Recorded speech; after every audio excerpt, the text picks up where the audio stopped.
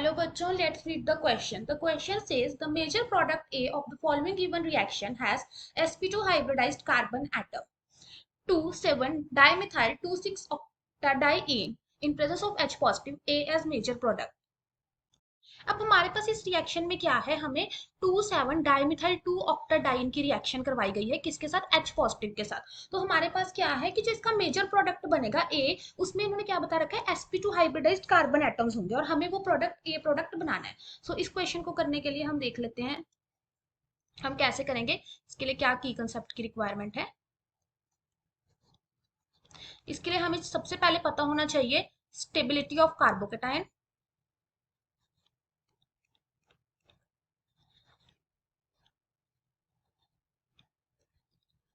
ठीक है, कि कौन सा कार्बोकेटाइन स्टेबल है, टर्शरी, सेकेंडरी और प्राइमरी। सेकंड, हमें पता होना चाहिए कि हम अगर हमारे पास कहीं पे भी कार्बोकेटाइन बन रहा है तो उस कार्बोकेटाइन को हम किस तरह से स्टेबलाइज कर सकते हैं, मीन्स हमें अल्फा एलिमिनेशन का प्रोसेस पता होना चाहिए एंड हमें रिंग फॉर्मेशन का भी पता होना चाहिए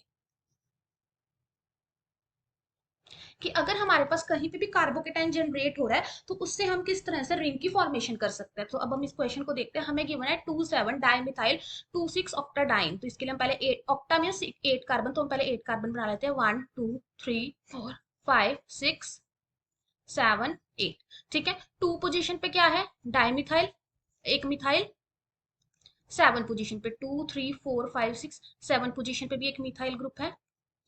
ठीक है, और 2 और 6 पे क्या है, डाइइन, मीन्स डबल बॉन्ड है। 2 पे, 3 4 5 6 पे भी हमारे पास क्या है, डबल बॉन्ड है। अब हमने क्या किया है, हमने इसकी रिएक्शन करवा दी है H पॉजिटिव के साथ। अब H पॉजिटिव क्या है, क्योंकि ये इलेक्ट्रोफिलिक सेंटर है तो यहाँ पे न्यूक्लियोफाइल अटैक करेगा। अब डबल बॉन्ड क्या है, ये इलेक्ट्रॉन रिच सेंटर होता है तो डबल बॉन्ड हमारे H पॉजिटिव पे अटैक करेंगे। अब क्योंकि यहाँ पे अगर हम देखें ये A डबल बॉन्ड है, ये B डबल बॉन्ड है। अब क्वेश्चन आता है कि A double bond H positive pay attack करेगा या B डबल बॉन्ड। तो अगर हम देखें दोनों ही A और B जो है वो सिमेट्रिकल है। ठीक है, चाहे A का अटैक करा दो चाहे B का अटैक करा दो, हमारा प्रोडक्ट सेम बनेगा। सो हम A का अटैक करवा देते हैं किस पे, H पॉजिटिव पे। तो हमारे पास प्रोडक्ट क्या बनेगा, यहाँ पे हमारे पास CH3 है, यहाँ पे CH3, यहाँ पे डबल बॉन्ड ऐसा सच रहेगा और हमारे पास एक कार्बोकेटाइन जनरेट हो जाएगा इस पोजीशन पे।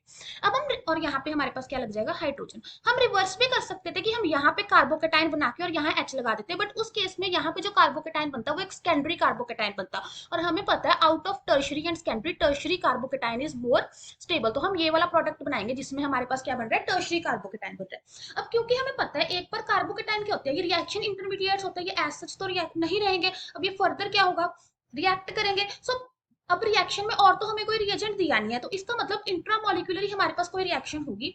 अब अगेन कार्बोकेटाइन क्या है, इलेक्ट्रोफिलिक है, मींस इसको कहीं से इलेक्ट्रॉन चाहिए। अब रिंग इस स्ट्रक्चर में हमारे पास इलेक्ट्रॉन कहां से मिल रहे हैं, इस डबल बॉन्ड से। सो ये डबल बॉन्ड क्या करेगा, इस पोजीशन पे अटैक कर सकता है। कैसे, ये डबल बॉन्ड जब टूटेगा तो एक कार्बन पे पॉजिटिव चार्ज आएगा, एक कार्बन पे नेगेटिव चार्ज आएगा। अब क्वेश्चन बनता है, अगर हम इसको नंबरिंग दें, अगर हम इसको बनाएं, बेसिकली ये कैसे बनेगा, यहाँ पे CH3 है, हम ऐसे मान लेते हैं कि यहाँ पे हमारे पास नेगेटिव आ गया, मींस इस कार्बन के जो इलेक्ट्रॉन है वो हमने इधर शिफ्ट कर दिए। ठीक है, तो अब हमारे पास क्या था, यहाँ पे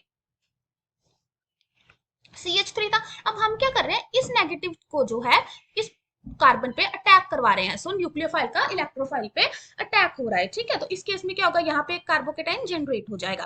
अब क्वेश्चन क्या है कि हम इधर नेगेटिव लगा के इधर भी तो पॉजिटिव कर सकते थे, बट अगर हम ऐसा करते तो उस केस में हमारे पास एक 6 मेंबर रिंग बनती। लेकिन अगर हम यहाँ पे नेगेटिव लगा के बना रहे हैं तो हमारे पास 5 मेंबर रिंग बनेगी। And according to Baldwin's rule 5 member cyclisation is more stable. So हम इसको नंबरिंग दे देते हैं 1 2 3 4 और 5।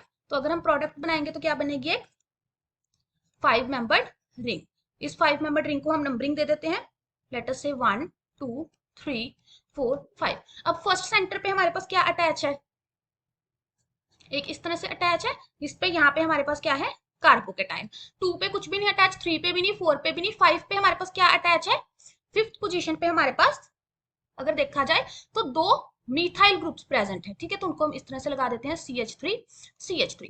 अब अगर हम ध्यान से देखें हमारे पास फिर से एक कार्बोकेटाइन जनरेट हो गया। सो इस कार्बोकेटाइन को हम कैसे स्टेबलाइज कर सकते हैं? अब देखो यहाँ पे हाइड्रोजन प्रेजेंट है, इस कार्बन पे हाइड्रोजन प्रेजेंट है। सो अगर हम अल्फा हाइड्रोजन एलिमिनेट करवा दे तो हमारे पास कार्बोकेटाइन स्टेबल हो जाएगा।